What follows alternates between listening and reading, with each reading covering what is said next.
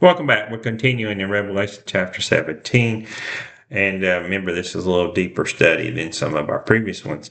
And verses 1 and 2 speaks about this harlot or this woman. And we talked about the woman was the great city Babylon, that was made up of all the leaders of the nations.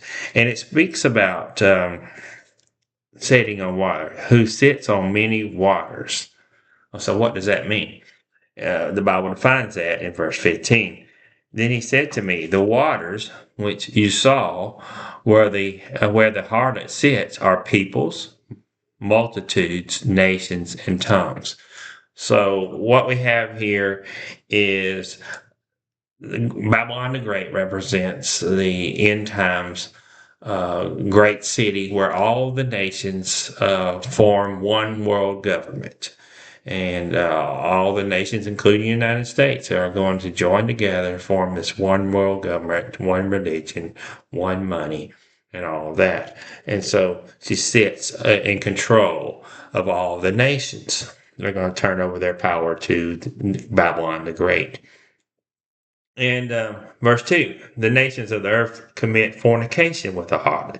This is meaning that the people of the world, and its government sold themselves out to Satan and to the Antichrist. Whoever the president of the United States is at the time that this happens is going to turn over power to this one world government. And so that's going to happen. We see that in verse 2. Verse 3 speaks about the scarlet beast. Let's look at verse 3. And so he carried me away in the spirit into the wilderness, and I saw a woman sitting on a scarlet beast, which was full of the names of blasphemy, having 7 heads and 7 horns. And so the scarlet beast represents the Antichrist, and you'll see that in verses 7 and 8. And the angel said to me, why did you marvel? I will tell you the mystery of the woman and of the beast that carries her, which has the 7 heads and the 10 horns.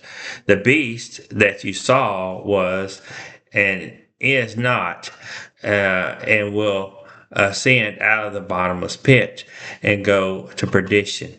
And those who dwell on the earth will marvel, whose names are not written in the book of life from the foundation of the world, when they see the beast that was and is not and yet is. And so we see that the Antichrist is who is speaking about in verse 3, the scarlet beast, that is the Antichrist.